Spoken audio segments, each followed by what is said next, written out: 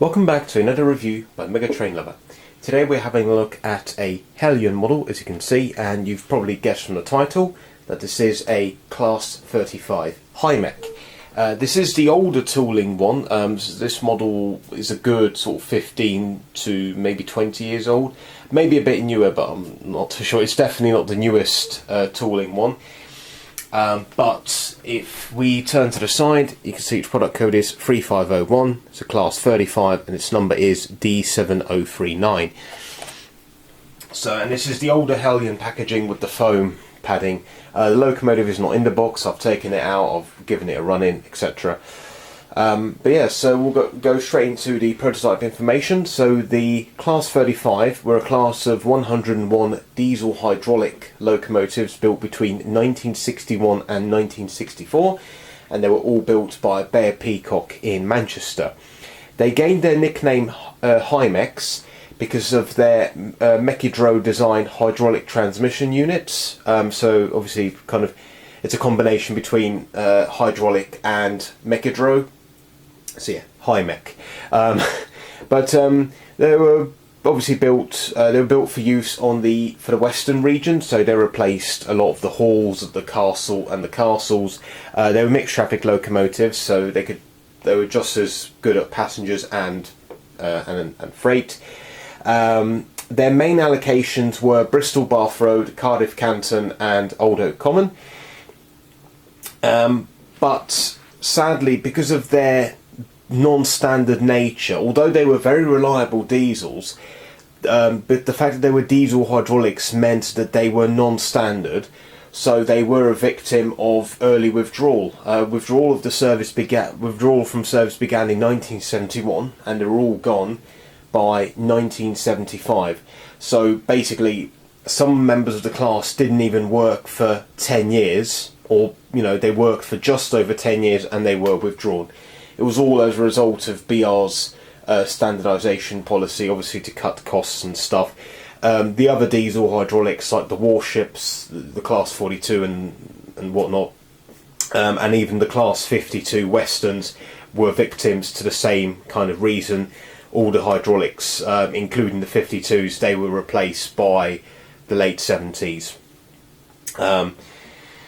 Thankfully though, 4 examples of the Class 35 have been preserved. 2 of them are operational at the moment. Sadly, my example, which is D7039, is not one of the preserved examples, but thankfully it does live on. Its memory does live on in this model. So we're going to put the box to one side and we'll have a look at the Hymek itself.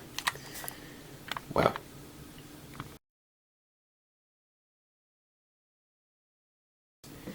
Well, what can I say? For a start, considering the size of the loco, I mean, it's not a big diesel. It's very heavy. it's actually very, very heavy, considering the fact that it's a Bobo, and it's slightly bigger than a Class 20. It's definitely smaller than a 37, but yet it's very heavy. So I'm very surprised if this will have problems with traction. So, it's quite a nice looking model.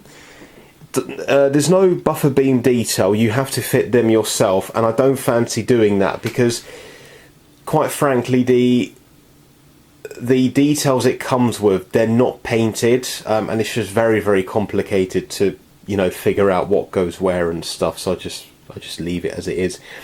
The head code boxes, by default, they're blank, but they do provide you with a piece of paper which you can cut out the head code itself, and you can remove the glass and put your own head code in there.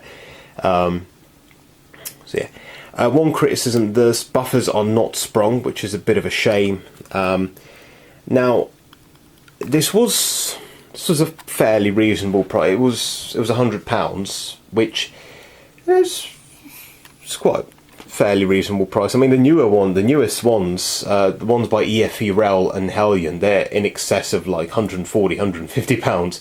And the EFE Rel ones, as far as I'm aware, they're basically this particular tooling with some refinements, but But yeah, so you know, to get this one for less than what a new one costs is quite good.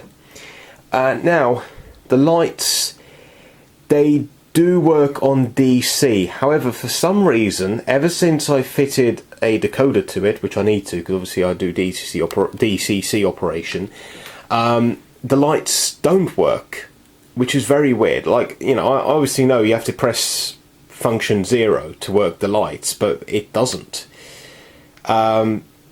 Maybe if I use a different decoder it might work, but for the time being the lights don't seem to work on DCC, so it's a bit strange. But I can assure you, when I ran this on DC for the first, because I always it was DCC ready, I always test on DC first, and the lights did work. So on DC the lights did work, but as soon as I converted to DCC they stopped working.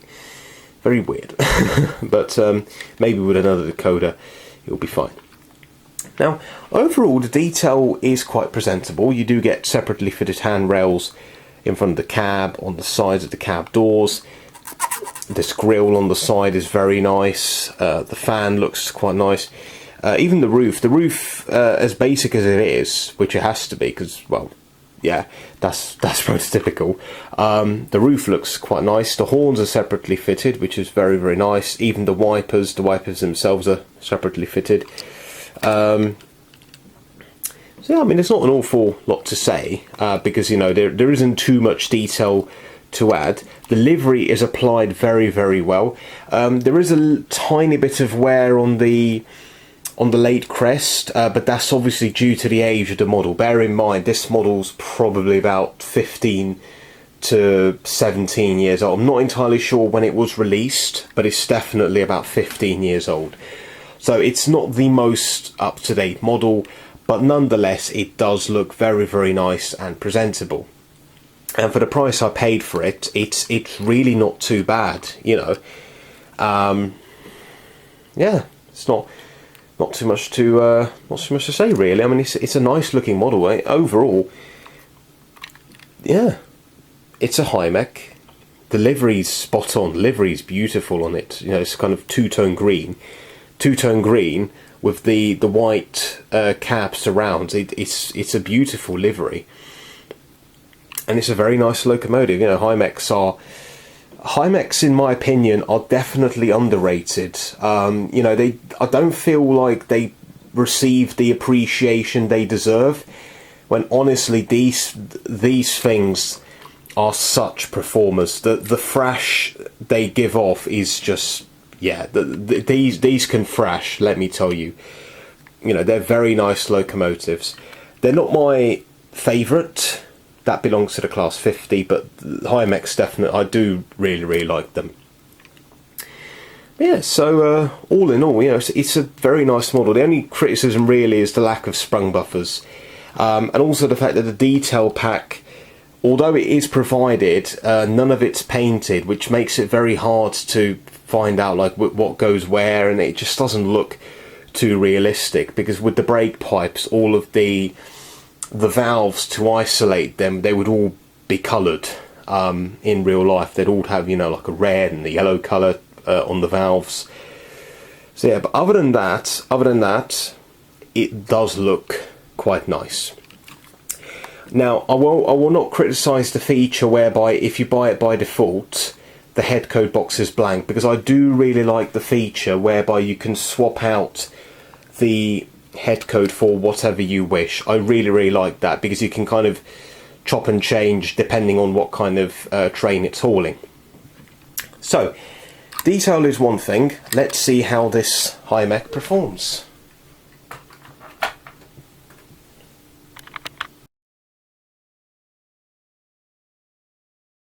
So here we have the Heljan Class 35 Hymek on the track, and what we're gonna do, we're gonna apply some power and watch it go.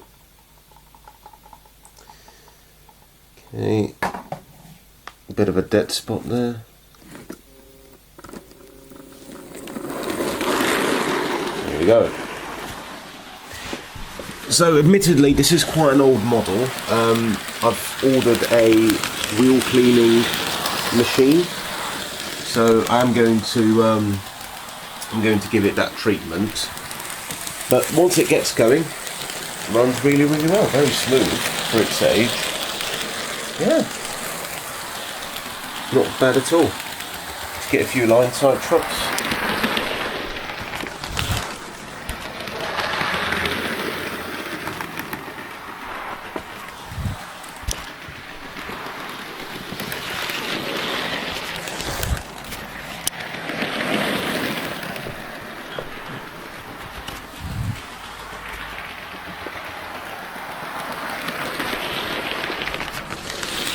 Yeah, very nice. I mean, again, considering the age of the model, good 15 or so years old, very smooth runner.